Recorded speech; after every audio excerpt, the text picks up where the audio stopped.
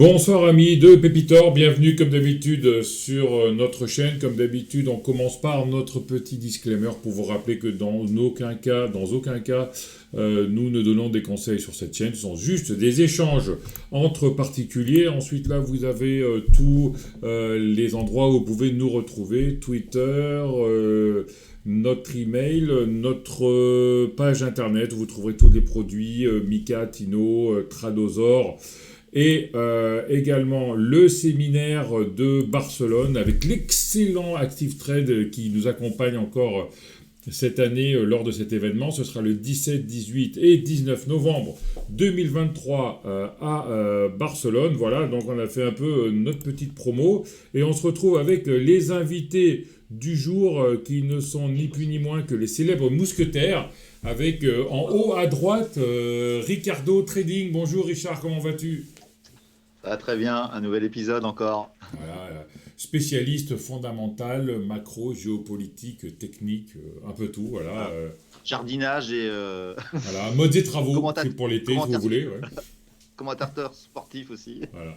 En dessous, Xavier du salon MTT, qui a intégré le salon MTT il n'y a pas longtemps et qui nous fait toujours les analyses graphiques tous les samedis sur la chaîne Pépitor. Salut Xavier, comment vas-tu ? Yes, salut tout le monde, bah ça va très bien, j'espère que c'est pareil de votre côté et puis très très content d'être là pour ce nouvel épisode des Mousquetaires.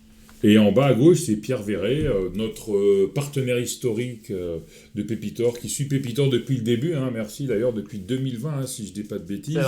C'est vrai. Donc, qui aide un peu la chaîne à survivre et qui est partenaire de notre séminaire à Barcelone. Salut Pierre, comment vas-tu ? Salut Denis, bonjour à vous, Richard, Xavier. Écoute, ça va super bien, l'air est doux, il fait beau, c'est l'été, on a pas mal de choses à dire et ça me fait super plaisir d'être invité pour ce nouvel épisode des Mousquetaires. Voilà. Donc ça fait un peu plus de 2 mois qu'on s'était vu depuis la dernière fois, on a laissé un peu plus de temps passer. On voulait commencer par quoi, Xavier, qui nous fait un petit résumé de la guerre ou... On peut déjà peut-être commencer à parler du marché qu'on Ouais. a aujourd'hui. Je ne sais pas ce que vous en pensez. Voilà, on est face à un Eurostoxx. Voilà, je commençais avec les européennes peut-être. On est face à un Eurostoxx qui est pas loin de ses résistances historiques. Encore une fois, on est à 4340 points à l'heure où on enregistre. Voilà, on est sur une phase de range, on va dire, un petit peu de moyen terme. On n'a pas vraiment de grosses menaces pour l'instant baissières techniquement, mais ça, je laisserai Xavier commenter peut-être un peu plus l'aspect technique que moi. Voilà, on est toujours sous la menace. Enfin, si je peux commencer par là, moi, je trouve qu'il y a quand même des nuages noirs qui commencent gentiment à se mettre en place pour les actifs à risque, que sont les marchés actions. On a toujours les incertitudes monétaires, même si maintenant on sait où ça va, on sait qu'on peut s'attendre encore à quelques hausses de taux avant la fin de l'année. On a l'inflation, le problème de l'inflation qui est qualifié de sticky. Enfin, je ne sais pas quel est le wording en France qu'on utilise, mais ici, il commence à dire du côté américain et du côté britannique que l'inflation est plus sticky que prévu, en fait, qu'elle reste, en fait. Stagflation. Ouais. Et oui, alors voilà, justement, ça en plus, j'en parlais La grande nouvelle, Ouais, la exactement. gueule de la nouvelle. Merci Richard. Donc on a le problème inflationniste, on a le risque géopolitique qui est toujours d'actualité. On l'a vu encore ce week-end avec la petite mascarade entre guillemets qu'on a pu voir avec le groupe Wagner et Vladimir Poutine. Ce matin, il y a Loukachenko qui parlait. Moi, j'étais au café voilà. et il y avait Loukachenko. Moi, je sais pas ce qu'il disait. Bon, enfin, ça sentait un peu le truc préparé quand même, quoi. Et puis on a aussi risque géopolitique avec la Russie, ça on pourra reparler de l'Ukraine brièvement, et puis risque économique avec la Chine, pardon. J'avais dit risque politique avec la Russie et risque politique aussi d'ailleurs avec la Chine et économique avec la Chine, avec le retour de la guerre commerciale entre les deux plus grandes puissances. On a eu la news ce matin, je rappelle pour ceux qui nous suivent qu'on est aujourd'hui mercredi 28 juin, les États-Unis qui mettent des restrictions sur l'exportation envers la Chine de puces électroniques dédiées à l'intelligence artificielle. On en reparlera un petit peu de tout ça. Donc le marché action s'en sort pas trop mal. Moi, je trouve que ce matin, on a été beaucoup guidé par des statistiques rassurantes du côté français, du côté espagnol. Mais faut pas oublier qu'on a le forum sur les banques centrales qui se trouve à Sintra au Portugal. Christine Lagarde a déjà parlé hier. On attend le discours de Jérôme Powell et de Andrew Bailey, gouverneur de la Banque d'Angleterre. Donc, on va voir un petit peu. Ça va sûrement amener un peu de volatilité. Mais je pense que ça peut être un bon point de départ, peut-être, pour notre session d'aujourd'hui. Qu'est-ce que Alors, vous en au pensez? niveau du CAC, on est quand même dans un triangle. Là, on avait cassé par le bas la semaine dernière, on l'a réintégré aujourd'hui. Donc on ne sait pas où ça va sortir, mais pour moi, on est en pleine dérive latérale et ça peut durer pas mal de temps. Vous voulez parler de quoi? Géopolitique pour commencer? Comme d'hab. Allez. Allez. Richard pour commencer, comme d'hab? Non? Ou Xavier, Oui, comme vous voulez. Tu veux parler d'Ukraine, Ah, Xav? Est-ce bah, on pourrait parler de ce qui s'est passé déjà ce week-end pour coller à l'actualité? Ouais. Parce que moi, je revenais de vacances à titre personnel, j'ai découvert ça un peu dans l'avion, etc. Enfin, je me suis dit, tiens, ouais, mais je pense que ça a surpris pas mal de monde, hein, moi le premier. Et puis il y a vraiment, j'imagine qu'on est plusieurs à avoir suivi ça un peu en mode euh, de très près, j'ai envie de dire, avec beaucoup d'intérêt, comme une finale de Coupe du Monde avec l'équipe de France.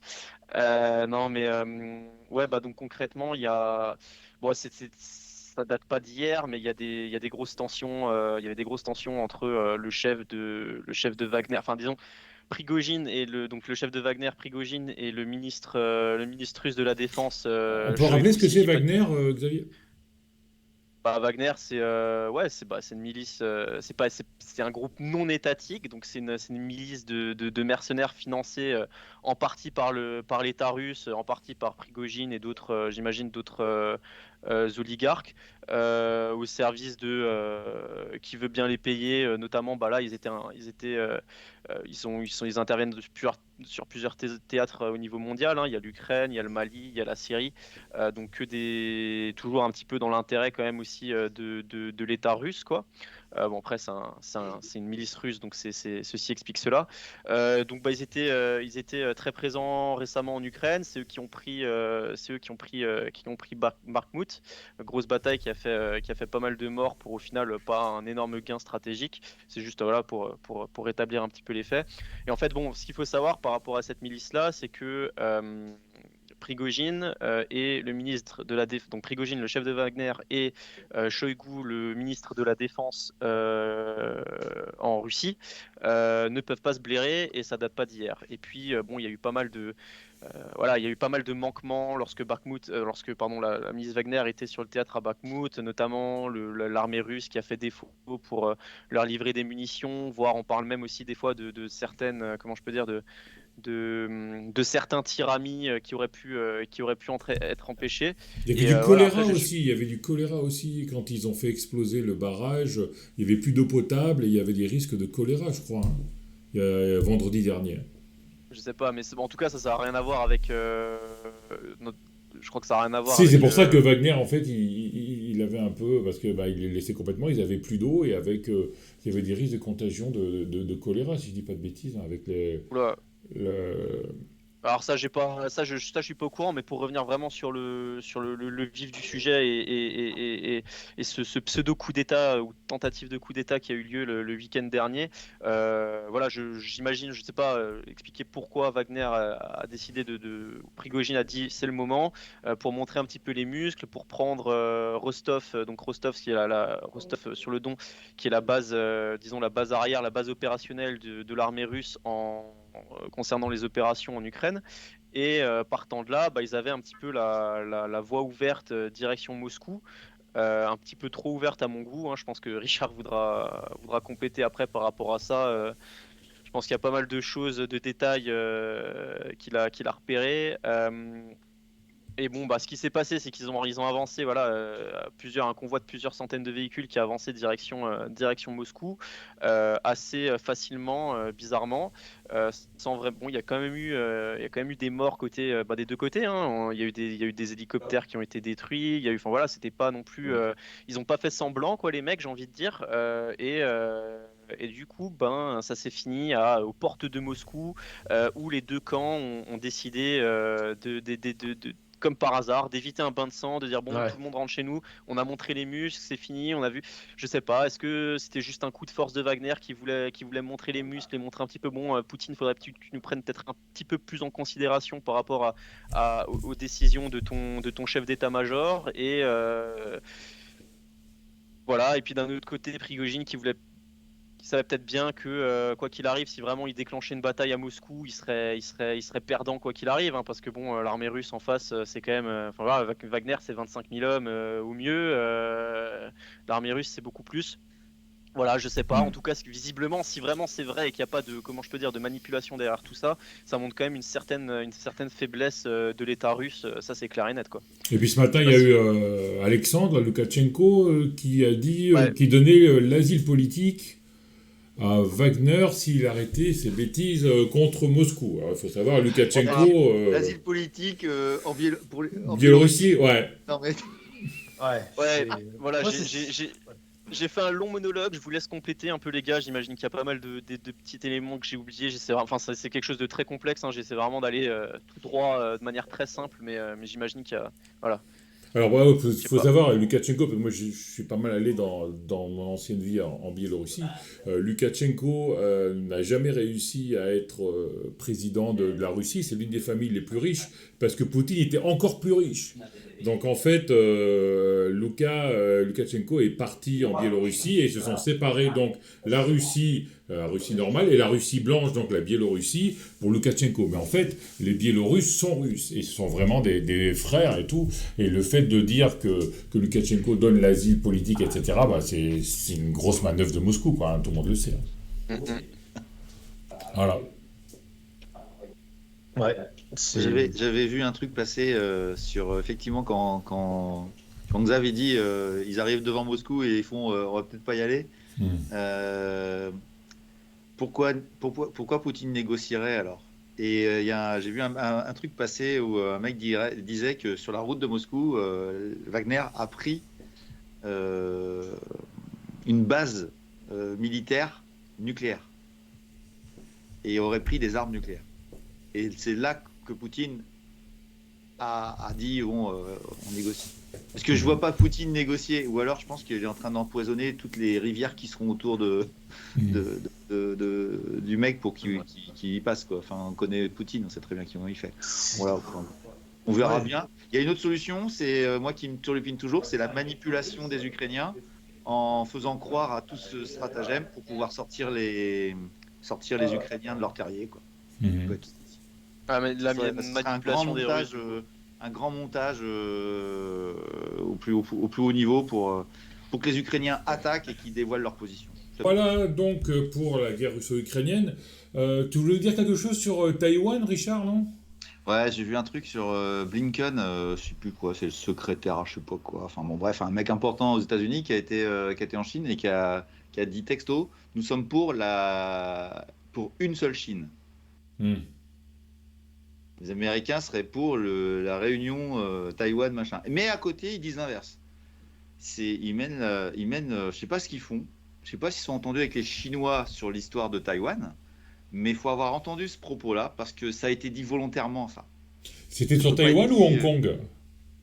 Non, sur Taïwan. D'accord. C'était par rapport à Taïwan. Il va en Chine, il discute avec Xi et compagnie, et il dit nous sommes pour une seule Chine, mais nous sommes en même temps pour une stabilisation de la situation, on veut que ça bouge pas. Mais en disant une seule Chine, ça veut dire que tu autorises les Chinois à l'idée que Taïwan est bien intégré à la République populaire de Chine, quoi. Mhm. Donc franchement, c'est à regarder, mais j'avais dit une fois, et pourquoi pas les Chinois attaquer Taïwan et que les Américains bougent pas? Mhm. Je vous le dis comme ça. Moi, j'ai lu ça dans l'idée de dire, tiens, ils sont en train de construire tranquillement l'idée qu'on va s'offusquer et puis il se passera rien du tout. Et ils sont en train de négocier Taïwan avec les Chinois. Je dis ça, j'en sais rien. Hein. Comme d'habitude, je sais pas. Autant l'Ukraine, j'étais sûr que ça allait se faire attaquer. Autant là, c'est une. Mais si on Ça, négocie... c'est pas normal en propos diplomatique. C'est pas anodin. Si on négocie, il y a contrepartie. Et ce serait quoi la contrepartie alors? Bah, tu sais, le Trésor américain, il a besoin qu'on lui achète sa dette. Hein. Ouais. Oh, bah, tant que le pétrodollar est là, ils peuvent avoir de la Ah dette ben, ad vitam non, enfin, aeternam, hein. non, non, Denis, le pétrodollar, il est mort, hein. On peut parler des BRICS, hein, on peut parler longtemps des BRICS aussi, hein. Mhm. Mais enfin voilà quoi, c'était juste un petit truc sur Taïwan et enfin je sais pas. Après la suite, je sais pas ce qui se passera. Mais ça peut être aussi une négociation par rapport aux BRICS, etc. Ça leur plaît pas du tout ce qui se passe aux Américains. BRICS, c'est quoi? Tu peux nous faire un petit résumé rapide? L'association plus ou moins économique alors BRICS, c'est Brésil, Russie, Inde, Chine et Afrique du Sud. Et il y a des adhésions qui arrivent là, ils vont se réunir ou ils se réunissent dans pas longtemps là, et ils vont intégrer Arabie Saoudite et compagnie. Et ils sont même dans un projet potentiel d'une monnaie unique. Et la conférence de Shanghai avec le Pakistan, l'Inde. C'est plus politique ça, c'est Ouais, plus politique. Alors que là, on est plus dans l'équivalent de l'Europe quoi, de l'euro, enfin de l'Europe et voilà quoi. d'accord. Les BRICS, des BRICS, et ils veulent vraiment casser l'hégémonie du dollar, clairement, clairement. Donc, est-ce qu'il n'y a pas des négociations en ce moment sur le sujet? Je ne sais pas. Voilà. Mais en tout cas, l'Arabie Saoudite qui rentrerait dans les BRICS, c'est quand même quelque chose d'assez exceptionnel. Ouais. Moi, ça fait un moment, je vous ai dit, en Moyen-Orient, il se passe des choses assez hallucinantes quand tu vois les Saoudiens qui font des bisous aux Iraniens, Les Pakistanais qui se réconcilient avec les Indiens. des Pakistanais qui font des manœuvres militaires avec des Indiens. Ouais. C'est hallucinant. Enfin voilà, donc il y a quand même des choses qui se passent. Faut Il y a quand peut-être même trouver une l'ennemi montée commun, dans c'est le ce que monde. disait Napoléon, hein. Il faut trouver l'ennemi commun. Ouais, et l'ennemi commun, c'est les États-Unis, et il y a vraiment une montée, même dans nos pays, hein, anti-américaine vraiment importante, quoi. Vraiment, vraiment. Hmm. Ils en ont marre de voir les Américains donner la leçon à tout le monde, quoi. Et on peut pas les blâmer parce que je pense que nous, les premiers, ça nous saoule, quoi. Ah bah, Voilà. c'était De Gaulle, hein. C'est pour ça qu'on a été sorti Oui, de l'ONU, de l'OTAN, pardon, de l'OTAN sous De Gaulle. on n'y est pas rentré. On n'était pas C'est... rentré, c'est Sarkozy qui Non, nous a fait on rentrer. était rentré, c'est Sarkozy qui nous a fait rentrer. Ouais, Voilà. voilà. Mais oui, oui, enfin, moi, je trouve qu'il y a un mouvement de fond qui s'est accéléré sur l'anti-américanisme dans le monde. Voilà, et qui se polarise évidemment vers la Chine. Mais la Chine, on pourra en reparler tout à l'heure, hein, si vous voulez. La Chine, il y a des choses que faut pas croire tout ce qu'on dit, hein. Ah bah, Voilà. bon, on peut en parler tout de suite si tu veux enchaîner sur la Chine, Richard. Je vais peut-être laisser les gars répondre sur ce que je viens de Ouais. dire sur Taïwan, peut-être. Ouais. Ouais, bah rapidement, je crois qu'on avait déjà parlé des accords Iran-Arabie Saoudite qui avaient été signés en plus en Chine à l'époque, si je me Oui, souviens bien. t'as raison. Oui. L'Arabie Saoudite qui accepte de vendre son pétrole en yuan, enfin, on sent qu'il se passe quelque chose. Je suis d'accord avec ce que tu viens de dire. Voilà, j'ai rien de plus pertinent, je pense, à ajouter par rapport à ça. Ça va prendre du temps, c'est pas quelque chose qui va se faire du jour au lendemain, je pense, mais les, les, les- l'échiquier est en place, les pièces avancent. On sent que ouais, et la Russie, euh, enfin, tous ces petits pays sous l'impulsion de la Chine, hein, qui reste quand même la deuxième plus grande puissance, donc c'est eux les challengers, hein, directement. On sent qu'il y a une espèce de petite ligue qui est en train de se mettre en place, enfin une grande ligue, hein, puisqu'on parle d'Inde, d'Arabie Saoudite, enfin, Les accidents, je crois il y a l'Argentine. Enfin, tous les pays qui ont des problèmes, l'Égypte, tout ça, tous les pays qui ont des gros problèmes financiers, la Chine a alimenté en disant bon, bah, maintenant vous venez avec nous, hein. En gros, c'est ça. L'Espagne, la moitié de la dette espagnole est chinoise, Venezuela, hein. La moitié de la dette espagnole est chinoise, hein. et à vrai dire, il y a énormément de producteurs de pétrole dans l'histoire. Hmm. bah, complètement. Voilà. Complètement. Oui, non, mais c'est une alliance stratégique à tous les points de vue, que ce soit sur le point des matières premières, l'approvisionnement, économiquement, monétairement. Enfin, c'est effectivement, hein, c'est tout ça pour avoir comme ennemi commun les États-Unis. Mm. Enfin, le dollar aussi euh, en Après, ligne de mire. c'est clair qu'il y a un sujet, il y a un sujet là-bas au niveau de Taïwan. Ça prendra des plombes, je pense, à ce qui est réunification un jour ou pas.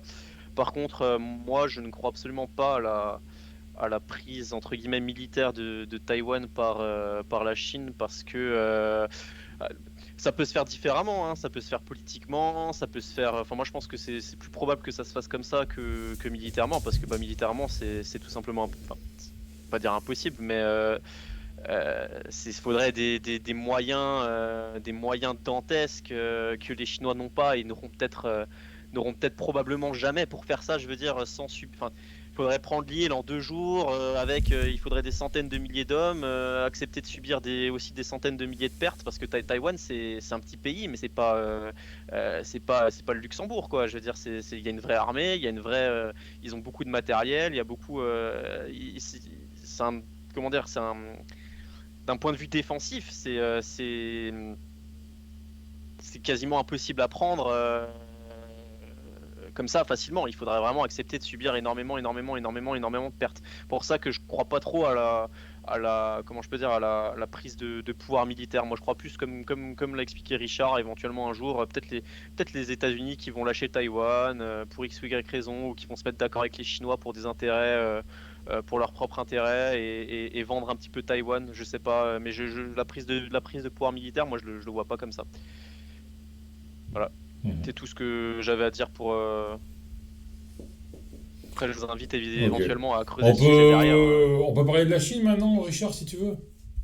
Ouais, en préparant l'émission, j'ai dit tiens, qu'est-ce que je vais raconter? Et il y a un truc que je vais surprendre pas mal de gens, mais ça demande un peu de temps pour que je l'explique. Mais la politique de l'enfant unique des Chinois d'il y a 30 ans vient de provoquer l'explosion immobilière chinoise et peut-être un effondrement chinois. Et comment tu vois ça? À vrai dire, moi je lis énormément, hein, je lis vachement de choses.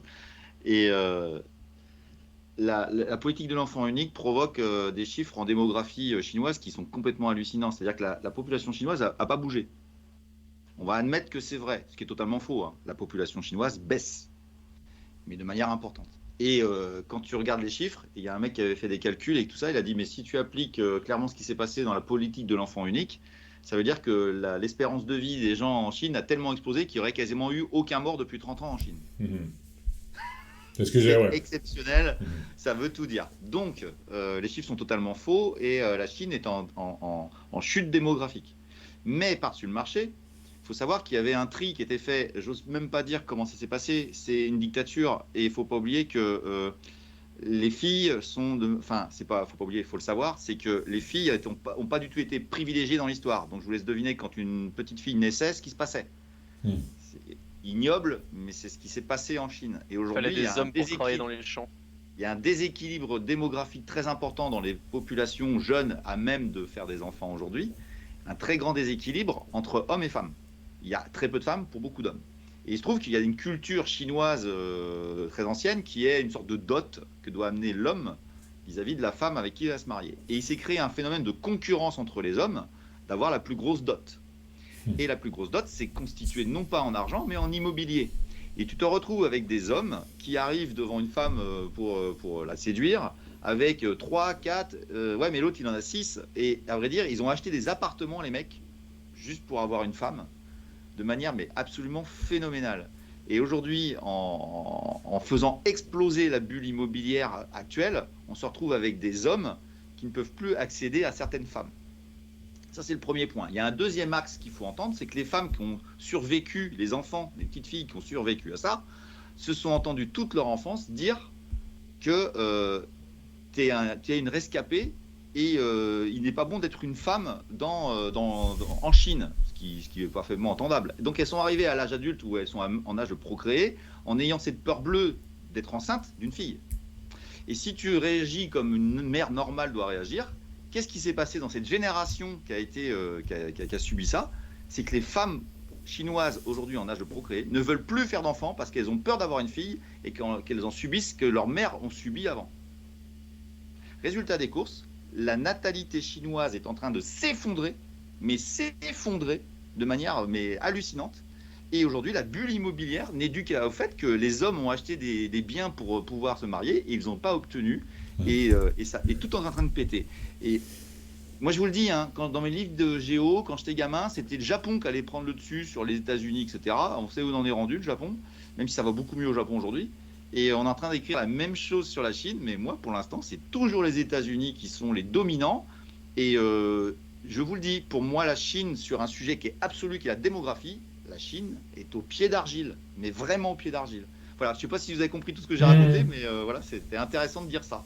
Et pour augmenter la démographie, ce serait quoi? Ce serait faire recours à l'immigration?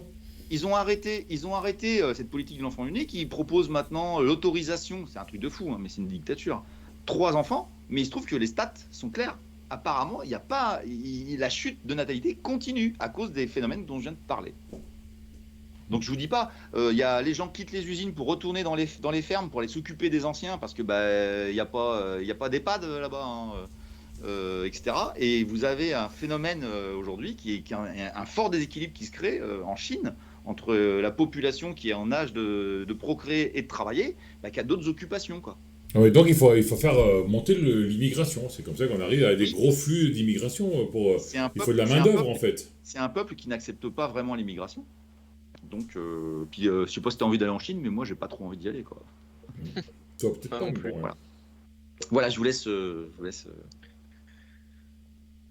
Non, après c'est ton sujet, mais moi je suis là où je te rejoins parfaitement, c'est que la démographie c'est une data plus qu'importante d'un point de vue sociétal, si je peux dire, et elle est pas prise à sa juste mesure, je pense, dans plein de pays. Et puis, tu vois, les Allemands, c'est pareil, ils ont des problèmes, du coup, des gros problèmes, du coup, recours massif à l'immigration, et puis avec les problèmes éventuels que ça peut causer. Après, je connais pas exactement particulièrement bien le cas allemand, voilà, mais ouais, la démographie, c'est super important. Et oui, c'est clair que les Chinois, il y a 30 ans, où je sais pas quand ça a été voté, la politique de l'enfant unique, enfin voté, quand je dis voté, que ça a été instauré. Non, c'est clair que voilà, c'est 40 ans plus tard, on se rend compte, les gars, il y a 40 ans, on a fait de la merde. Et le problème, c'est que ça, tu le changes pas en un jour. Parce que. Surtout avec des chiffres biaisés, tu ne t'admets pas que tu perds de la population. Et c'est une catastrophe. Enfin, avoir les œillères comme ils ont, voilà, ils en arrivent à des problèmes vraiment très très importants. Je veux dire, il n'y a aucun. Et qui vont durer, hein. C'est structurel, hein. C'est vraiment structurel. Hein. Ce sujet est hyper intéressant si derrière on veut comment je peux dire, le lier à un sujet plus économique, une question plus économique dont on traite ici. C'est qu'il faudrait regarder, hein, mais je crois pas que dans l'histoire il y ait de grosses puissances économiques qui en aient dépassé une autre sans avoir donc là en l'occurrence États-Unis-Chine, avec les guerres États-Unis-Chine, sans avoir une croissance importante de la démographie et avoir une bonne démographie, enfin, tu regardes, si moi j'aime beaucoup l'époque de Napoléon, etc. C'est un moment de l'histoire que j'aime beaucoup. Napoléon, pourquoi qu'est-ce qui explique qu'il a conquis plein de territoires et qu'il a pu faire tout ce qu'il a pu faire à l'époque? C'est que il y avait une excellente démographie en France et que c'était pas le cas ailleurs en Europe. À l'époque, la France c'était 40 millions d'habitants, l'Angleterre c'était 10 millions. Tu vois, t'as pas le même rapport de force. La première décision d'Hitler, c'était de favoriser la naissance d'enfants. Exactement. Et je crois que, si je dis pas de bêtises, avant la Première Guerre mondiale, les populations françaises et allemandes, c'était quasiment la même chose. Au début de la seconde, c'est 40 millions en France, 80 millions en Allemagne. Ok. Non, c'est vrai. Hein. Bref, voilà, donc, derrière, on peut le lier comme on veut, on peut rebondir comme on veut, mais d'un point de vue économique, oui, je suis d'accord avec toi, c'est une plaie pour la Chine. Juste pour enchaîner sur quel est le pays aujourd'hui qui grandit le plus vite et qui a dépassé la Chine en population? C'est l'Inde. C'est l'Inde. Et l'Afrique, très grosse démographie en Afrique aussi. Très grosse démographie en Afrique également. Hein. L'Inde, on n'en parle pas, on n'en entend jamais parler. Pourtant, il y a des très très bons, bons scores économiques. Je suis investi sur une société allemande qui a signé des contrats avec l'armée indienne. Je peux te jurer que je pense que je suis dans le bon, un bon cheval. Hein. Mais les investisseurs se tournent vers l'Inde. David Ronan, par exemple, a des ETF Inde. Ouais, beaucoup on avait parlé ça l'autre jour, et beaucoup d'investisseurs commencent à prendre des participations dans l'Inde parce que ce sera vraiment la prochaine puissance. Hein. Et je sais pas si tu te rappelles, Denis, l'indice des pépites là, que je fais avec toi là. Les seuls indices mondiaux qui suivent à peu près l'indice des pépites, c'est pas le Nasdaq, hein. C'est le Sensex et le Nifty 50 qui sont 2 indices indiens. C'est les seuls qui. Je mets une parenthèse maintenant avec Pierre, justement, on discutait ça de l'autre jour, mais c'était pas avec toi. Tu penses quoi, toi, investir dans un ETF exotique, entre guillemets, l'Inde? Parce que tu as le risque géopolitique, tu as le risque monétaire. Tu penses quoi, d'investir comme ça dans un pays émergent? Bah, c'est toujours pareil, c'est comme en finance de manière générale, plus gros est le risque, plus gros est le retour sur investissement généralement, hein. Moi, par exemple, on parle de l'Inde là, mais j'avais le même cas de figure avec la Chine. La Chine, je veux dire, c'est pas nouveau, hein. On n'arrête pas de dire que c'est la prochaine puissance, que c'est bientôt la fin des États-Unis, que blablabla. En attendant, les actions chinoises se sont fait massacrer. Enfin, faut faire attention.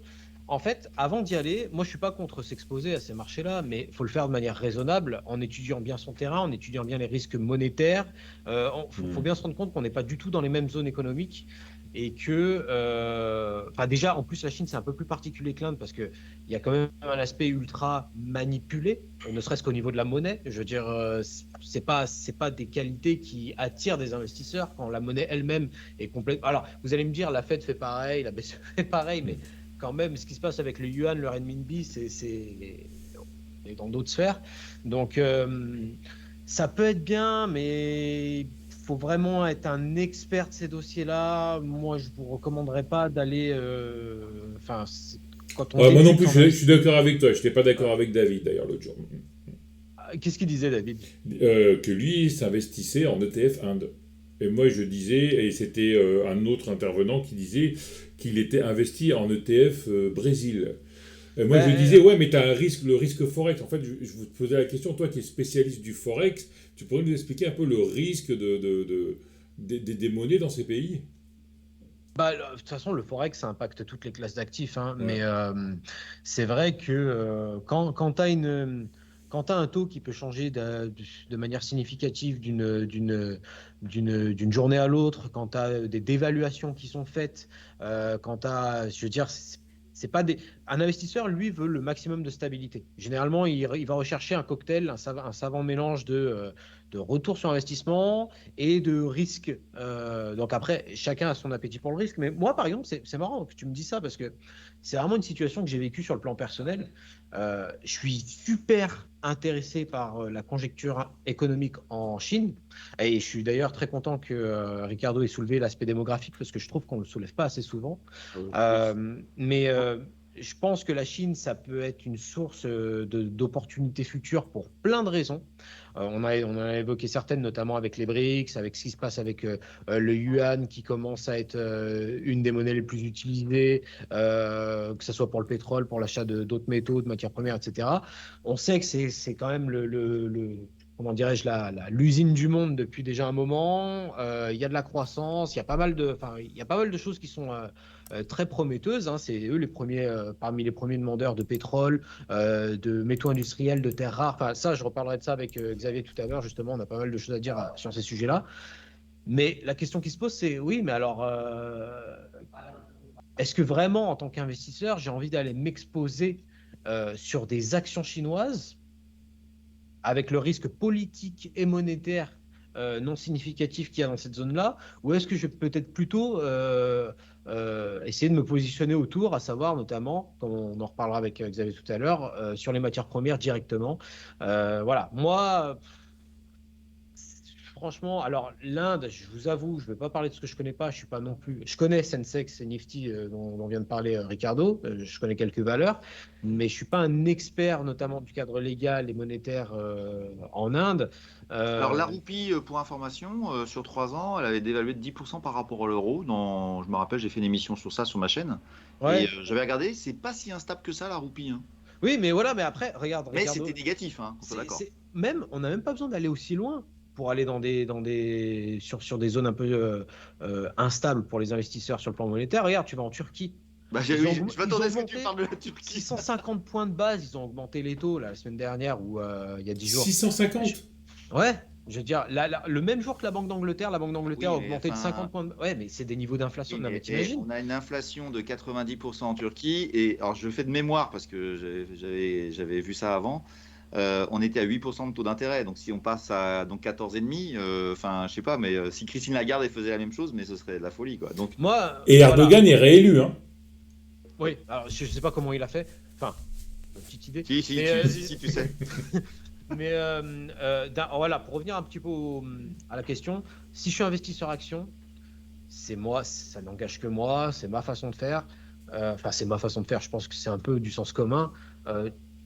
Faut arrêter de se faire aveugler par des opportunités. Effectivement, il y a des opportunités très belles ailleurs, mais le cadre juridique et monétaire dans lequel ces actions, enfin ces entreprises évoluent, est tout aussi important, voire plus justement que le marché lui-même. Donc C'est pour ça moi, que les ETF, voilà, attention. ça me débecte de voir ce qui est dit sur les ETF aujourd'hui. C'est pas l'Eldorado, les gars. Enfin, et les mêmes personnes qui t'expliquent qu'il faut prendre des ETF t'expliquent qu'il faut pas être diversifié parce que c'est bien d'être dans la qualité. Bah, je suis désolé, mais un ETF, par définition, c'est une salade de fruits. Hein. On mélange les mauvais et les bons, puis ça fait un ETF. Moi, je suis outré. T'as peut-être une petite sélection. Les gens parce qu'ils connaissent pas tout ça, et tu arrives à la fin avec des raisonnements où les gens sont totalement perdus parce qu'on leur dit tout et leur inverse. Voilà, je vais juste dire un détail. Personne n'a parlé d'ETF hedgé, quoi. Alors que c'est ça qu'il faut faire, quoi. Enfin, Oui, absolument. sur les zones dangereuses. Hein. Des long shorts, complètement d'accord. Mais et hedgé, est-ce qu'aujourd'hui, hedgé, quand on est un particulier, c'est faisable? Ben non, c'est des professionnels, voilà, ou alors des ETF qui le sont hedgés. Mais de manière plus générale, en investissement, on essaye quand même un minimum d'aller vers des choses qu'on connaît ou qu'on arrive qu'on peut connaître facilement. Je veux dire, là, vous vous rappelez en 2020 quand le pétrole est passé négatif? Le pétrole, c'est un des marchés les plus populaires. Hein. Moi, je le vois d'un point de vue, les retail le traitent beaucoup, alors que putain, ça a rappelé à tout le monde ce qui s'est passé ce jour-là, qu'il fallait être un expert, des contango entre les contrats futurs, etc. Enfin, ça s'improvisait pas être trader de pétrole. C'est la même chose pour les actions. C'est pas parce que vous en sortez très bien avec vos marchés européens ou américains, que vous maîtrisez, que vous connaissez, où l'information est accessible, vous pouvez la double-checker, etc., que vous allez aller faire un carton sur. Effectivement, il y a des actions chinoises qui peuvent proposer de très beaux rendements, mais putain, aller filtrer l'information chinoise, qu'elle soit économique ou monétaire, moi je m'en vois, hein, honnêtement. Et pourtant, des fois, je suis amené justement à répondre à certaines questions par rapport à ces sujets-là. Mais t'en parlais sur la démographie juste avant, Richard. Je veux dire, on peut pas croire tout ce que les chiffres nous donnent. Enfin, c'est continuel. Voilà. Donc, c'est moi, investir sur des entreprises qui sont domiciliés dans des régions où ça triche clairement, ou alors je ne sais pas si ça triche ou pas, comme l'Inde. Je dis pas que l'Inde c'est des tricheurs sur les deux. Je dis que je maîtrise pas, je connais pas. Donc je vais pas aller. Pourtant je la vois comme vous l'opportunité. Hein. Tu vois Pierre, par contre, j'ai acheté une valeur allemande qui vient de signer des contrats avec l'Inde. Je suis exposé Inde sans être en Inde. Tu vois, c'est une façon de s'exposer indirectement. C'est comme on parlait à l'époque des métaverses.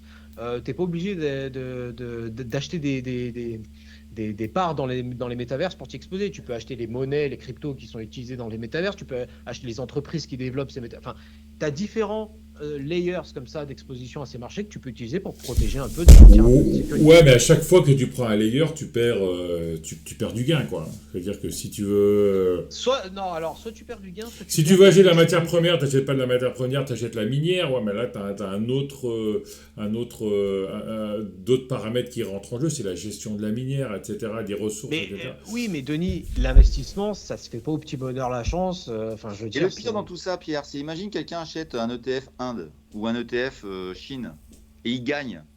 Ah bah je suis bon. Ah bah là pour la. Alors c'est le hasard. Enfin le hasard, il a de la chance parce qu'il y a deux solutions, soit ça baisse, soit ça monte. Est-ce qu'il est risqué? Oui, t'es risqué. Ouais, mais j'ai gagné. Il y a une combien t'as gagné? J'ai eu un résultat positif et le risque que j'ai pris. Et là, je suis inconscient. Et l'inconscience du risque quand tu achètes un actif quel qu'il soit, c'est la pire des choses parce que tu gagnes mais tu sais pas pourquoi. Moi, je pense que la majorité, la plus grosse erreur que je vois chez les investisseurs particuliers, chez nous, hein, je parle de ce que je connais, c'est que les gens ont tendance à survaloriser ou avoir une trop grande confiance en l'opportunité présentée. On va dire que l'opportunité d'un dossier obscure, ils ont tendance à diminuer le risque qu'encourt cette opportunité. Tu vois. Survaloriser le risque par rapport survaloriser l'opportunité par rapport au risque. Et c'est un peu ce qu'on voit même pour revenir sur des sujets un peu plus terre à terre, ne serait-ce qu'en analyse technique. Je ne sais pas si Xavier, tu pourras confirmer, mais l'analyse technique, tu n'as pas besoin d'aller dans des choses sophistiquées pour faire des bonnes analyses. Tu n'as pas besoin de transformer tes graphiques en sapin de Noël. Tu as juste besoin de tirer les bonnes interprétations avec des outils simples, d'avoir ta méthode, etc. Et il y a des gens qui, après avoir fait leurs analyses techniques, ont tellement confiance en leur scénario que là, à ce moment-là, ils tombent dans le piège de la surexposition. Et c'est ça qui les tue. C'est dès que le marché va corriger un petit peu, vu qu'ils sont surexposés, ça va avoir des conséquences très graves sur leur portefeuille. Ils vont couper la position alors que le marché va dans le sens de l'analyse qu'ils ont fait dès le départ. Enfin, je veux dire, Le money management, c'était, je sais pas si tu te souviens, Voilà, c'était Christophe qui nous avait fait une brillante exposition à Barcelone l'an dernier. C'était comment, avec le money management, gagner, quoi. Et il prenait au hasard des tirages, et il nous a démontré par A plus B qu'avec un bon money management, tu gagnais, quoi. Ouais, mais après ça, c'est oui, ça marche si t'es un robot, hein. Après, le problème c'est que t'as toujours l'aspect psychologique qui rentre là-dedans, et des fois tu vas faire 999 fois la même chose, et puis la millième fois tu vas faire différemment pour X ou Y raison, et en fait ça va casser tout ce que tu as fait sur les. Donc oui, dans la théorie, c'est des maths, hein, donc forcément ça fonctionne. Après dans la pratique c'est souvent là Dans où la c'est pratique, un petit peu plus dur. les gens viennent en Mais bourse oui. pour découvrir une matière, pour apprendre des choses aussi. Et tous les gens qui font de la robotisation de leur travail, c'est marrant, mais ils durent. Alors, il y a une partie qui reste, mais elle est très faible. Et les gens, ça les saoule de voir des petits graphiques qui montent et qui descendent. Par contre, s'intéresser au monde, etc., il y a encore des gens qui s'intéressent au monde. Moi, je trouve que robotiser, autant prendre un robot de trading, quoi. C'est ça. Enfin, c'est mon avis, hein, mais, oui, Oh. mais c'est mon avis, c'est ma profonde conviction. Mais Moi, je je sais pense qu'il y que a, j'ai partiellement tort, hein, mais c'est pas grave. Moi, il y a autant Non, mais de profils que d'investisseurs. Il y en a qui sont matheux, qui aiment bien voir des Ah oui. courbes qui montent et qui descendent, et d'autres qui sont plus littéraires, entre guillemets, Ah, qui mais aiment bien je dis rentrer pas le dans des contraire. bouquins, et puis voilà, quoi. Mais Je parle de la population qui arrive en bourse et qui reste longtemps. de toute façon, la population qui arrive en bourse, c'est pour avoir des opportunités et gagner de l'argent vite. Ça, c'est 90% du profil qui s'éclate et qui dure C'est dans la tête et qui dure disparaît. 3 mois en bourse, mais 90% des gens qui arrivent en bourse et qui ils voient le gain facile et rapide. Et c'est pour ça que c'est tout de suite les small caps, hein. Sur tout ce qu'on me raconte, moi je trouve que le plus intéressant, ça a été les crypto-monnaies. Moi j'ai vu plein de gens se faire des fortunes en crypto là, quand ça a monté comme des fous. Ils sont très très très très nombreux à avoir tout reperdu. Ouais. Et ça rejoint ce que je disais tout à l'heure, c'est tu gagnes, mais tu sais pas pourquoi tu gagnes. Donc, Pas vendu, pas gagné, pas vendu, surtout, pas perdu. T'es tranquille, t'es tranquille. Quand tu sais pas pourquoi tu gagnes, t'es tranquille. Tu vas vers ta perte. l'argent vite gagné, c'est l'argent vite perdu, généralement. Hein, c'est ce qu'on Ouais. dit. Hein, donc. Oh là là, on pousse les portes entrouvertes ici, c'est magnifique aujourd'hui. C'est comme qui veut gagner 10 millions, quoi. C'est où tu sors avant de te tromper, quoi. C'est ça le truc. Donc on a bien compris que les ETF, il faut faire attention aux ETF exotiques. T'as vu une anecdote de Warren Buffett, Richard, d'ailleurs, non? Bah, enfin, c'est ce qu'il dit à tout le monde. Puis c'est un peu le sens de ce que je fais aussi. Mais moi, je l'ai écouté. Enfin, comme tout le monde, je pense qu'on en bourse, on lit des livres, ou on écoute des gens qui ont réussi. Et Buffett, je rappelle quand même que sa fortune, c'est sur 3 valeurs. La moitié de sa fortune est sur 3 valeurs. Et aujourd'hui, l'ETF, c'est l'exact inverse de ce principe-là. Les gagnants sont des gens concentrés qui sont investis sur des choses dans lesquelles ils croient et où ils y sont longtemps, et il n'y a pas beaucoup de lignes. Un ETF est construit par les fabricants d'ETF. Alors en gros, hein, c'est iShares et Lyxor, et en gros les Américains et les Français. Et aujourd'hui, l'ETF, il faut qu'il soit liquide.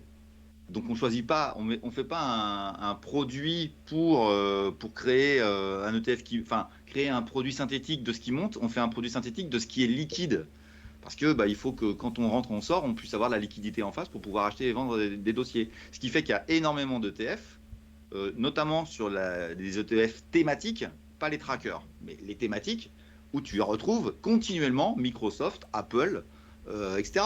Et quand tu dis j'achète des ETF diversifiés, tu te retrouves finalement, si tu creuses chaque valeur de chaque constitution d'ETF, tu te retrouves avec les GAFA.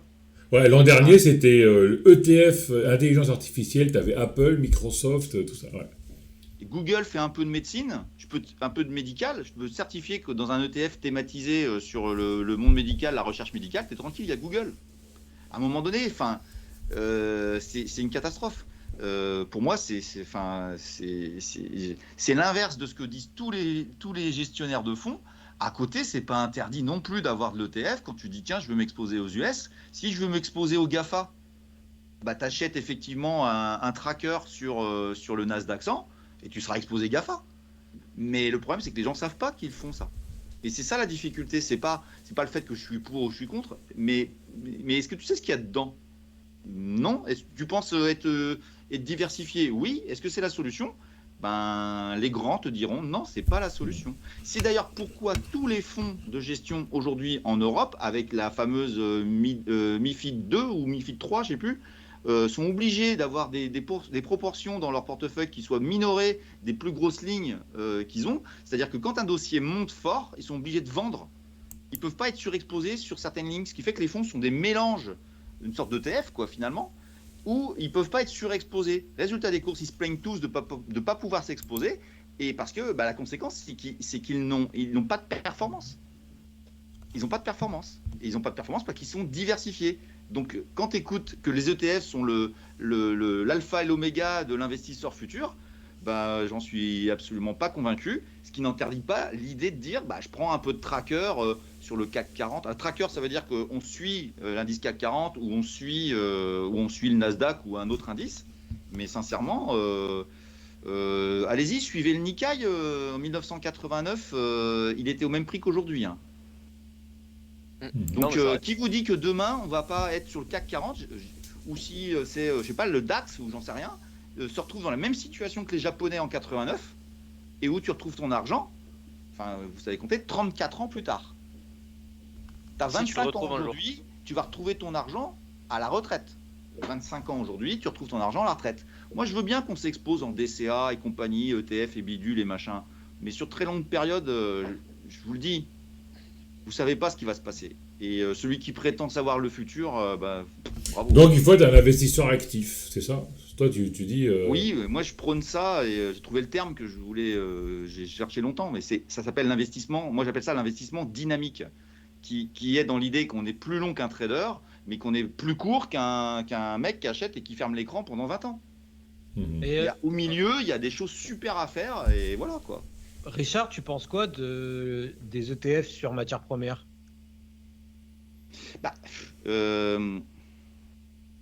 J'entends le méga trend sur les matières premières, je l'entends. Mais tu pourras pas dire le contraire, Pierre, que celui qui a acheté il y a un an, qui a acheté de la matière première, il s'est fait découper sur quasiment tous les dossiers. Oui, mais le très long terme, c'est pas un an. Ah oui, on est d'accord. Mais aujourd'hui, qui tient ses positions quand elles sont en train de dévaler comme elles font, notamment le gaz, je ne sais pas si les gens savent, mais il a divisé par 5.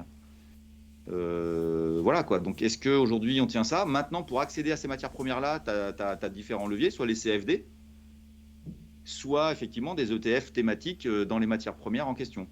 Faut regarder les frais que ça prend, il y a beaucoup de choses à vérifier avant de rentrer dans un ETF thématique.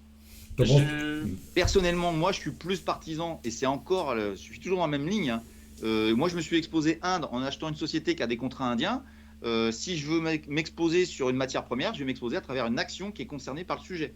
Si je veux acheter du Bitcoin, j'ai fait une émission sur ma chaîne sur la corrélation entre des actions et le Bitcoin. Moi je vais acheter des actions qui sont corrélées Bitcoin. Je cherche de la corrélation dans le monde action. Quand tu t'exposes aux actions, tu t'exposes au risque pays, au risque monétaire. Il y a d'autres. Et t'as une autre couche, quoi. T'as une autre couche. Si tu veux risquer le Bitcoin, achète le Bitcoin. Tu vas pas risquer le Bitcoin et une action qui va pour le Bitcoin, parce que tu as le risque Bitcoin plus le risque action. Donc tu doubles le risque. Il faut que mes actions en question sont dans un PEA où je suis tranquille, j'aurai pas le cas FTX où le mec partira avec la caisse. Ouais, donc tu es dans un PEA, donc en fait, tu t'en fous d'au bout d'un an, tu peux garder 20 ou 30 ans, quoi. Je ne sais pas combien je vais garder ou je peux garder. Ce que je dis, c'est qu'aujourd'hui, les gens ont fait de la crypto-monnaie, et j'ai rien contre la crypto. Il faut savoir que sur Angers, il y a un projet gigantesque qui est en train de se mettre en place et auquel je vais participer. Mais je suis pas contre la crypto, je suis pas contre la blockchain. Mais l'idée de FTX, je sais pas, ça échaude quand même les gens. Puis c'est pas la première fois que ça arrive, des trucs comme ça. Et puis je te le dis quand même, Binance a des soucis. On a tous vu les histoires qui se passent. Aujourd'hui, t'exposer au monde de la crypto-monnaie à travers des actions qui sont cotées en Europe, il se trouve que moi c'est coté en Europe, tout ce que j'ai proposé, et qui ont une corrélation avec le mouvement du Bitcoin, ben, je trouve ça Mais si vachement tu achètes du sécure. Bitcoin, tu laisses pas sur Binance. Tu as ton wallet, tu as ton ledger. Donc, Ouais. tu n'as pas de risque. Parce que si tu prends du Bitcoin sur Binance et tu laisses sur Binance, tu as le risque Bitcoin, tu as le risque Binance. Alors, si tu prends une boîte qui trade du Bitcoin, tu as le risque Bitcoin et le risque de la boîte. Mais si tu prends le risque du Bitcoin, tu prends le Bitcoin, tu mets ta clé, tu mets sur le ledger, tu mets ta clé au coffre et tu vas te coucher, quoi. Moi, je préfère avoir une action qui travaille dessus, ça me va très bien. Et j'avais fait voir que le caractère levier sur l'action, est-ce que c'est moins fort ou plus fort? Et il y avait plutôt un levier supérieur. C'est-à-dire que les actions, en plus, ont pour une accélération de 10% du Bitcoin, tu pouvais avoir une accélération de l'action corrélée à ça qui était supérieure à 10%. Et donc, c'était assez intéressant, finalement, de Ouais, dire, mais bah, le tiens, levier, la Mais parce boîte, que t'as t'as un un risque problème, supérieur. t'as un problème de gestion de la boîte, un problème humain non, dans parce la qu'à vrai boîte, dire, un à vrai problème. dire, le fait que le Bitcoin prenne 10%, le marché va considérer que le gain bénéficiaire, parce qu'une entreprise, ça reste des bénéfices futurs, le gain bénéficiaire futur de l'action ne sera pas de 10%, mais de 15, 20, 30%. Donc tu te retrouves face finalement à une décorrélation positive pour les actions par rapport C'est par risqué rapport quand à, même. Parce que imagine-toi, la boîte, en fait, elle tient sur une personne, et puis le gars, il rate un virage, et puis voilà, bah, la boîte, même si le Bitcoin monte, la boîte, elle tombe. Donc, tu as le risque boîte, tu doubles ton risque. T'as parfaitement le Si, droit de pas être si tu d'accord. veux de Mais moi, l'or, je t'achètes de défends ce que l'or, je t'achètes pense. pas une mine qui sort de l'or, qui est en Sierra Leone, quoi. Enfin, Pour moi, vaut mieux s'exposer aux minières ou moi, quand j'ai vu que le blé montait, j'avais acheté une valeur qui s'est cassée la gueule depuis, mais j'avais acheté une valeur qui faisait que du blé et du maïs. Et j'ai fait beaucoup plus que la hausse du blé. Elle est en agrogénération. agrogénération. J'ai fait un carton sur C'était agrogénération. complètement illiquide. Non, c'était pas complètement illiquide, c'était Ouais, assez liquide. allez, 12 000 euros de maxime par jour de change. Ouais, bah moi je m'en Ah, fous. J'ai fait une plus-value. Hein. Hmm. Non, mais pour rebondir sur parce que là c'est parti sur les cryptos, le blé, machin et tout. Pour rebondir juste sur le sujet rapidement DCA, ETF et embrayer sur un autre sujet. Moi, mon avis par rapport à ça, c'est que je pense, tu parlais de l'investissement dynamique, Richard, et là on se comprend tous. C'est génial. Voilà, il y a des. Non, mais c'est vrai. Si tu suis un peu les marchés, il y a des trucs super à faire quand tu savoir un petit peu avoir les bonnes tendances, réussir à rentrer au meilleur moment, couper au meilleur moment. Je pense que je pense que le problème, c'est que Justement, juste un détail, l'investissement, c'est pas couper au bon moment. Il y a une partie, tu sais pas combien de temps tu restes. oui, mais quand tu coupes, c'est-à-dire que je veux dire, t'as des raisons de couper. Le principe du DCA, c'est que tu coupes jamais Oui, globalement, à part voilà, oui, c'est ça que je veux dire. oui. Mais je pense qu'il y a plein de gens qui n'ont pas forcément le temps autant de temps que nous et qui ont envie d'y passer autant de recherche pour avoir les bonnes valeurs et qui préfèrent se tourner vers par contre qui ont conscience qu'investir c'est mieux que de faire du DCA, acheter des ETF, c'est mieux que laisser son argent sur un livret A. Par contre, le problème de ça, c'est qu'à terme, je pense que pour moi, les ETF, le DCA et tout, ça va créer des grosses bulles, notamment ça peut créer des grosses bulles parce que tous les flux vont au même endroit. On vient Voilà. sur la composition des ETF. Exactement. Non, mais là, je suis complètement d'accord avec toi. Et d'ailleurs, c'était juste, voilà, c'était pour embrayer sur un nouveau sujet. À propos de bulles, on en a un peu parlé avant de faire l'émission. Je crois qu'on en a une belle en ce moment. Donc, on discutait tout à l'heure avec Pierre. C'est ce qui s'est passé avec l'intelligence artificielle sur Nvidia. Et moi, je me demande la question que je vous pose. Alors, je sais pas, j'ai pas analysé les fondamentaux. Enfin, juste, je sais que le jour où elle a pris 20% sur News, elle a pris en valorisation, elle a pris donc plus de 100 milliards de dollars de valorisation. Enfin, la valorisation qu'elle a pris sur cette news-là, c'était plus que le chiffre d'affaires qu'elle avait réalisé depuis le début de son existence de Nvidia. Donc voilà, donc il se passait quand même un peu des trucs. Non, mais c'est vrai. Et moi, je me dis, la question que je pose, la question ouverte que je vous pose, c'est est-ce qu'on n'aurait peut-être pas maintenant, là, tout de suite, aujourd'hui, mais marché complètement euphorique sur cette question de l'intelligence artificielle, est-ce qu'on n'aurait pas, dans prochaines semaines, prochains mois, peut-être une des plus belles opportunités de short sur une valeur qui n'est pas arrivée depuis un bail, parce que Nvidia, c'est pas Apple, c'est pas Tesla, c'est pas voilà, c'est quand même des ratios qui sont complètement surdimensionné. Enfin, je veux dire, c'est évident pour tout le monde, mais pourtant ça paye encore. Donc voilà, j'ai une question ouverte que je vous pose. Je sais pas si tu as eu le temps d'analyser un peu les fondas ou si tu as des chiffres, si vous avez un avis par rapport à ça, je lance le sujet. Personne n'a compris la hausse d'NVIDIA. Hein. Un trader chevronné comme Julien Flo, lui, il était en short. Il était en short avant les résultats et il a gardé son short parce que pour lui, même avec les résultats que donnait Nvidia, ça n'aurait pas dû monter, quoi. C'était un résultat où le résultat aurait dû être vendu et personne n'a compris pourquoi ça a monté. Donc on est dans quelque chose de complètement incompréhensible, et quand les choses incompréhensibles, c'est comme quand on est en euphorie, bah, ça peut aller jusqu'au ciel et puis ça peut retomber le lendemain, quoi. Mais c'est vrai que au niveau valorisation, c'est nettement survalorisé et un jour ou l'autre, ça devrait corriger, mais quand, ça on ne sait pas. Hein. Richard, pas trop de cet avis-là. Je sais pas. Ouais. Non, enfin moi je fais pas trop le marché américain. Je sais qu'il délire, il délire beaucoup. J'espère que Pierre va revenir là, il a disparu. Ouais. Les valorisations que je vois sont pas délirantes, et si je me dis les Américains ont toujours tendance à survaloriser les choses, c'est cher. Oui. Pour faire dire ce que j'ai pas dit, mais les ratios économiques de Nvidia sont absolument stratosphériques. T'es en train de me dire que de payer les je sais pas combien de dizaines d'années de bénéfices, c'est pas. Je ne donne aucun conseil, sûr. mais moi personnellement, j'achèterai jamais à ce niveau de prix. Ok, on est d'accord. Ouais. Mais celui qui est dedans, bah il a eu raison. Et ah oui, ah bah parfaitement. Moi, pourquoi il se barrerait. Et par contre, shorter une tendance aussi, c'est pas bon non plus. Hein. On est en pleine tendance là, on n'a pas de retournement là. C'est ce que je dis. Et ce que je dis, c'est justement que bah, ça paraît assez évident pour quand même pas mal de monde. Bravo à ceux qui ont du Nvidia, bravo à ceux qui ont réussi à faire une belle plus-value là-dessus.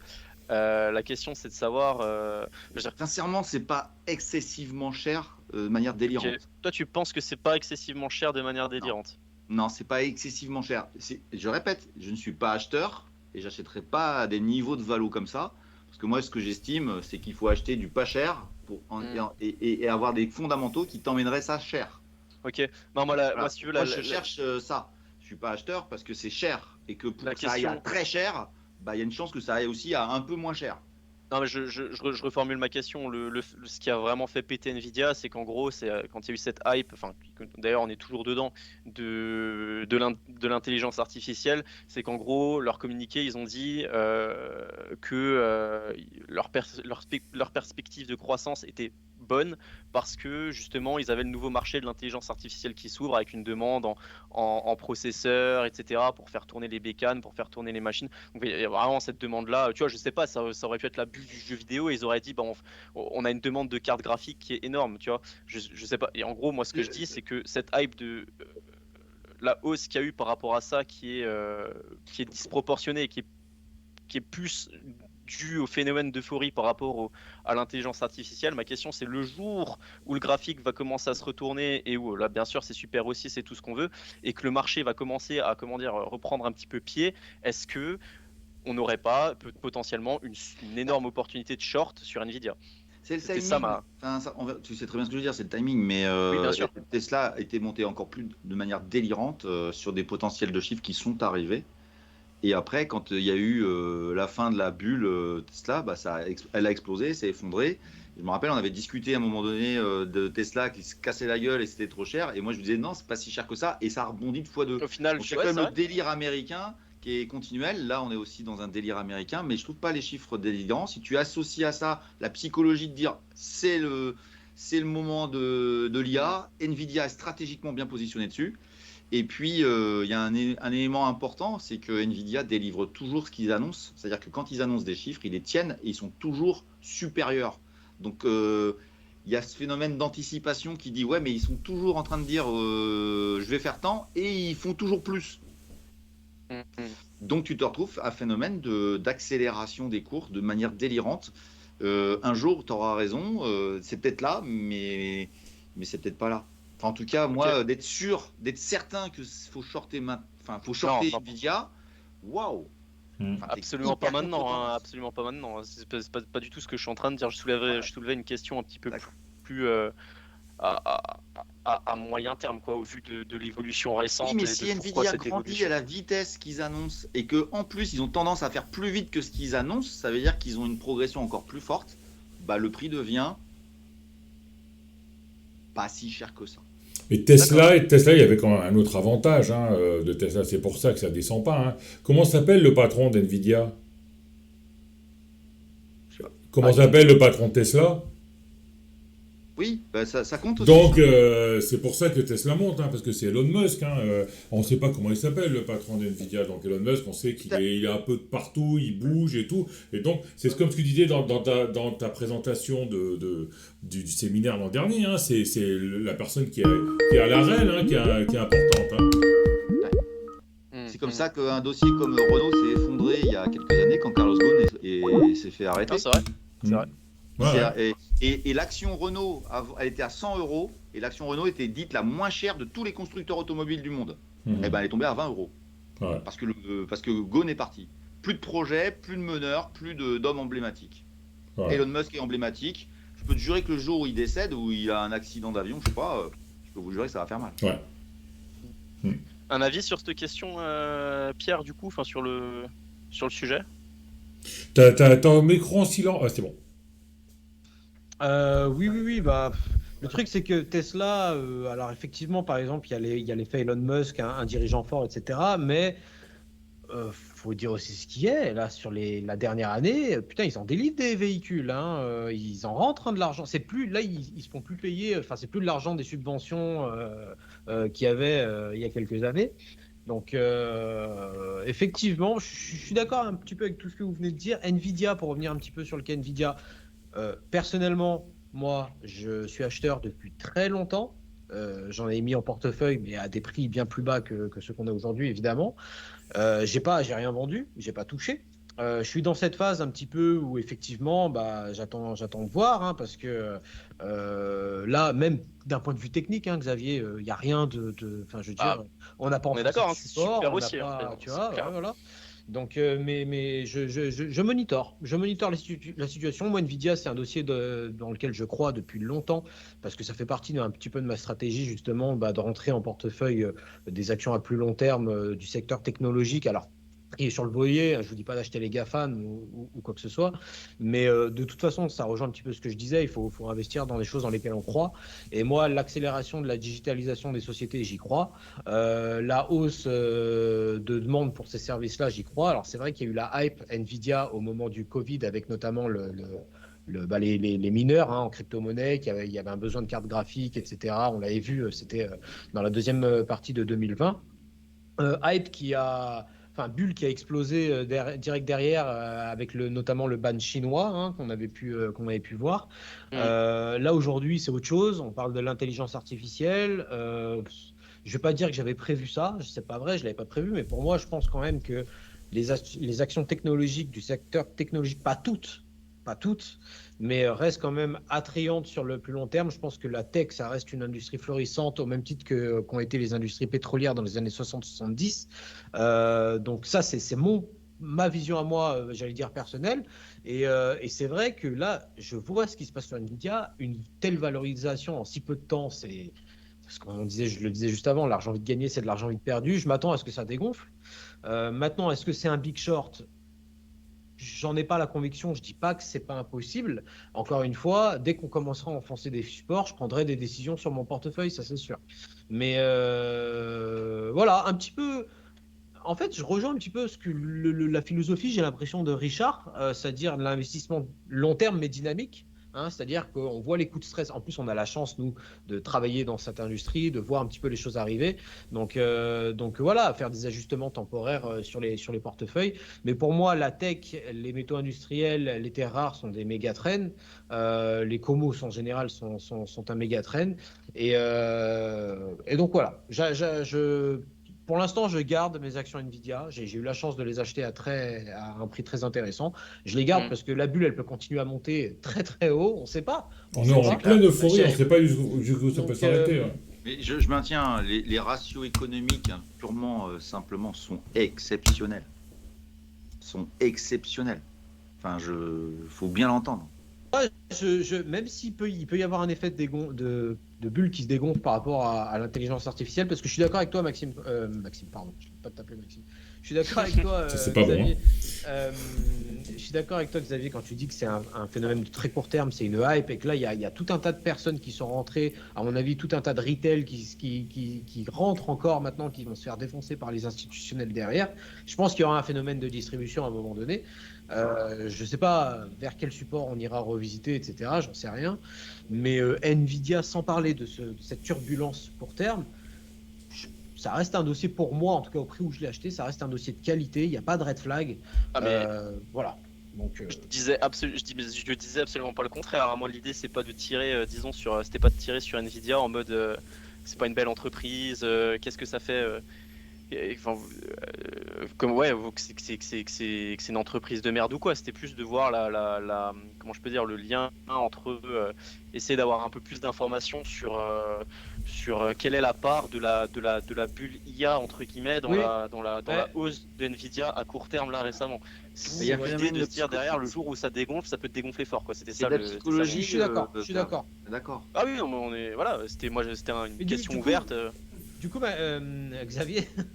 Du coup, Ouais. Xavier, le short dont tu parlais, ce serait plus une position alors à plus court terme, pouvant aller de quelques jours, quelques semaines éventuellement à quelques mois. Potentiellement, oui, plusieurs semaines, voire plusieurs mois. Après, l'idée, c'était pas de dire aujourd'hui il faut shorter Nvidia, parce qu'en fait, moi, j'essayais d'amener dans le débat, c'est de dire est-ce qu'on n'a pas conscience que aujourd'hui sur Nvidia, enfin récemment sur Nvidia, il s'est passé des trucs complètement irrationnels et que par définition, si on n'a pas pu en profiter, si on a loupé la hausse, est-ce que ça fera pas, tu vois, c'est un peu le même cas, ce qu'on a vu Tesla l'année dernière, où il y a 2 ans, quand Tesla, si je prends rapidement mon graphique, quand Tesla cotait au plus fort de la hype, au plus fort de 2021, cotait $400, et puis que derrière, elle a perdu 75% en un an avant de derrière rebondir, tu vois. C'est ça un peu parce qu'il y avait une bulle sur Tesla, il y a une valeur qui perd comme ça 75% en 10 mois, tu peux pas dire qu'il n'y avait pas de bulle, tu vois. Après, la bulle était plus généralisée sur plein de valeurs, hein, évidemment, hein, c'était pas que Tesla. Là, justement, par rapport à des Apple, par rapport à des Tesla, par rapport à peut-être d'autres valeurs, je me dis que c'est potentiellement plus Nvidia que d'autres, quoi. C'était ça que comment je peux dire, le lien, enfin pas le lien, la vision des choses que je fais par rapport à tout ça, quoi. Je suis complètement d'accord. Moi, voilà, je suis pas là pour te donner des recommandations. Hein, moi non plus, c'était une question ouverte. Voilà, non, bien sûr. Mais si je devais faire, parce qu'en salle de marché, c'est comme ça que ça se passe, hein, quand il y a des recommandations à faire à des investisseurs. On recommande on parle d'une action dans le cas où si l'investisseur est déjà acheteur, s'il n'est pas en position ou s'il est vendeur. Généralement, c'est un petit peu comme ça Moi, par exemple, je suis acheteur et j'ai pas envie de vendre. Il n'y a rien qui justifie la vente, même d'un point de vue technique. On est complètement d'accord. Si vous êtes pas acheteur, je vous conseille pas de rentrer sur ces niveaux-là, parce qu'il y a vraisemblablement, alors même si ça peut aller beaucoup plus haut, il y a vraisemblablement une hype et il peut y avoir un phénomène effectivement à très court terme très violent de pullback. Et si vous êtes vendeur, par contre, là ça peut être compliqué de tenir une position vendeuse parce que la bulle peut monter encore très haut.